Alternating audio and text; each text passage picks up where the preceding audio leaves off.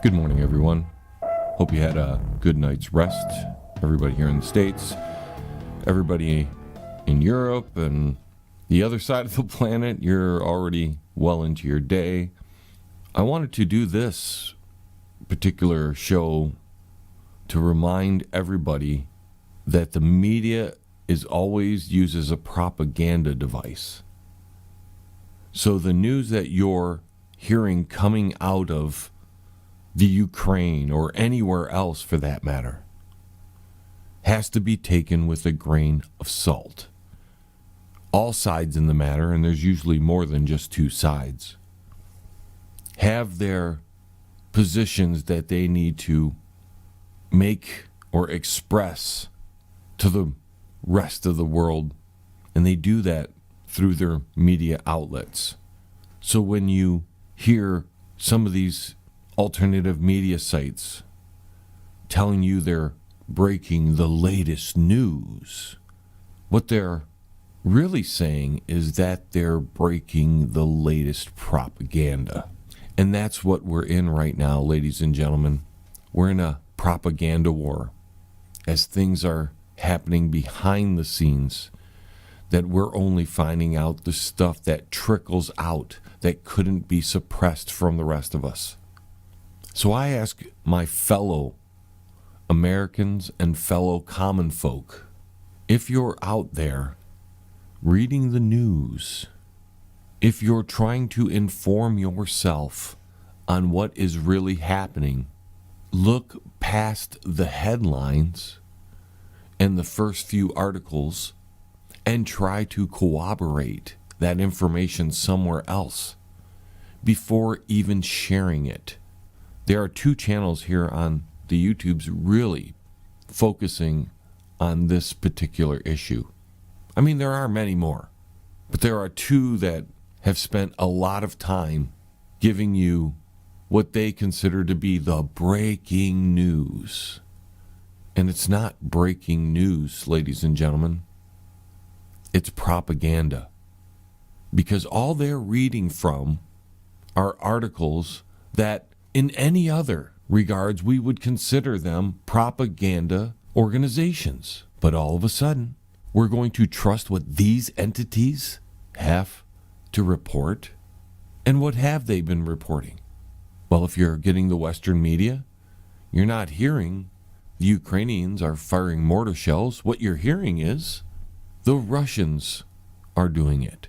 Russian media sources, you're hearing that it's the Ukrainians doing it, and the Russians are telling the world there's mass genocide. They've even asked the UN, Russia that is, if the UN would legalize Russian operation in the Ukraine. They're asking the UN to do it.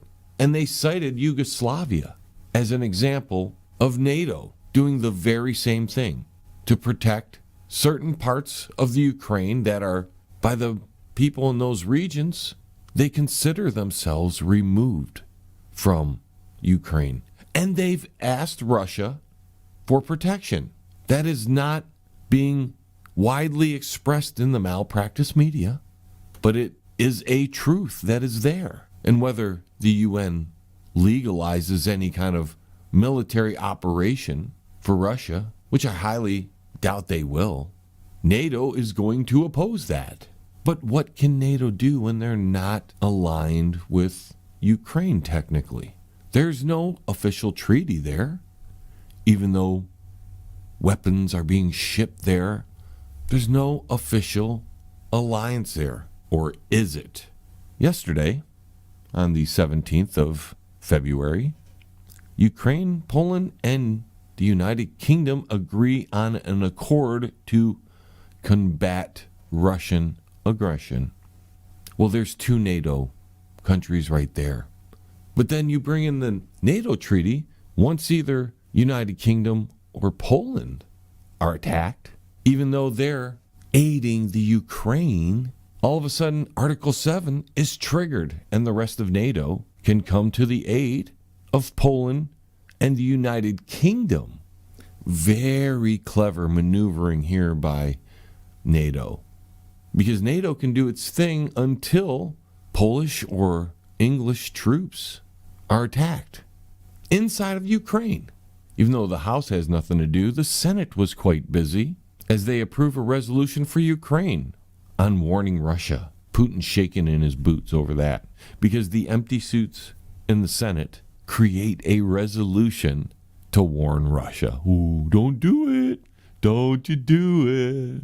But we don't have an alliance with the Ukraine. We've aided them. Oddly enough, the point man to that aid was the current commander-in-chief, Joe Petto.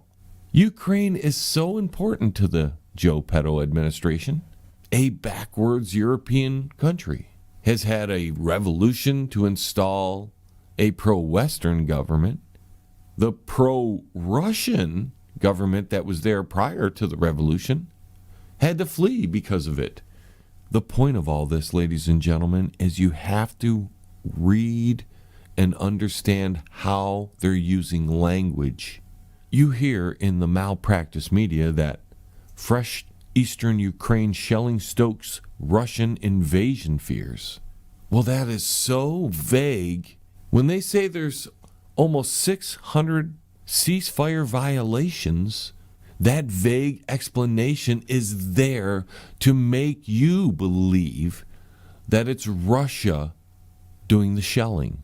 In fact, because most of us aren't there, we have to rely on all these media sources. I say that term loosely, media, for the information. And we have to remember, folks, that neither side, whether you're on NATO's side of the line or the Russian side of the line, neither side of the line is comprised of good guys. These are all people who rose to power and will, unfortunately, risk the lives of their citizens and other people's citizens to achieve agendas that they have in mind. So don't think for a moment that all these reports are at all accurate, ladies and gentlemen. They are there to paint a picture so that you will have an image in your mind. And when it comes time, it's not going to matter who started what.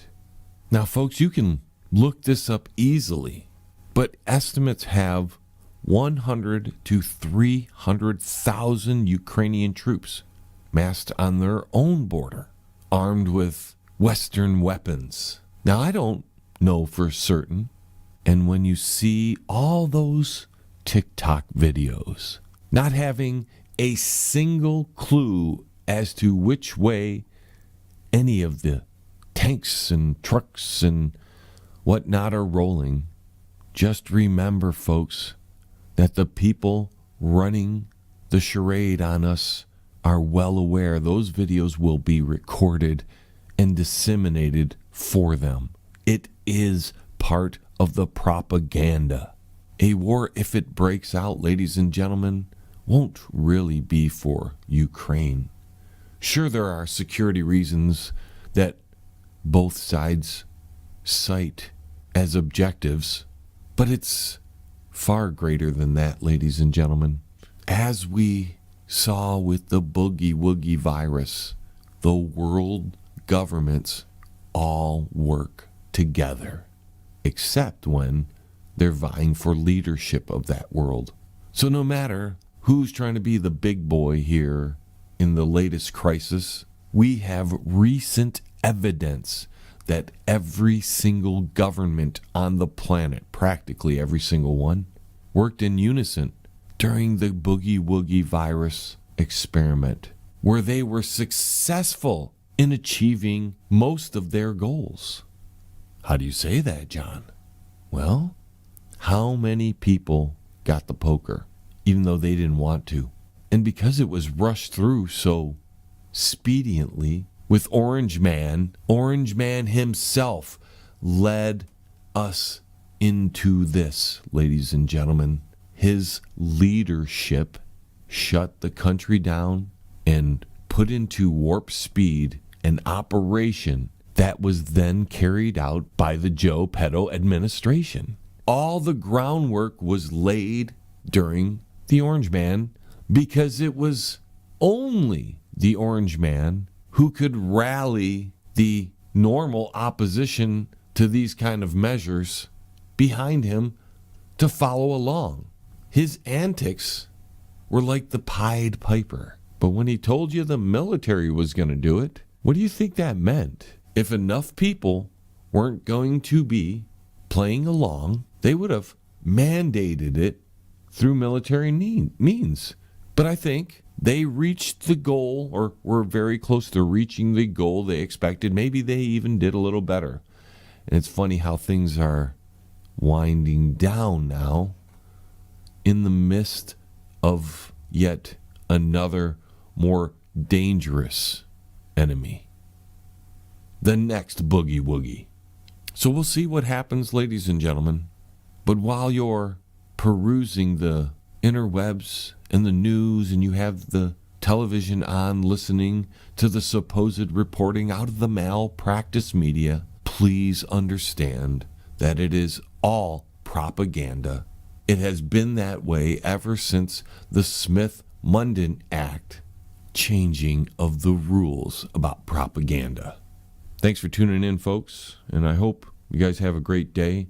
Keep doing what you're doing in your life, and let's pray these maniacs who run the world don't pull the trigger on something huge, because we, the little people, have rarely been able to stop the masters of reality from doing their thing, and that's because we participate in their world. We play along with that Babylon, and because we're so dependent on it, we will always suffer at the hands of those people when their agenda conflicts with your safety and freedom.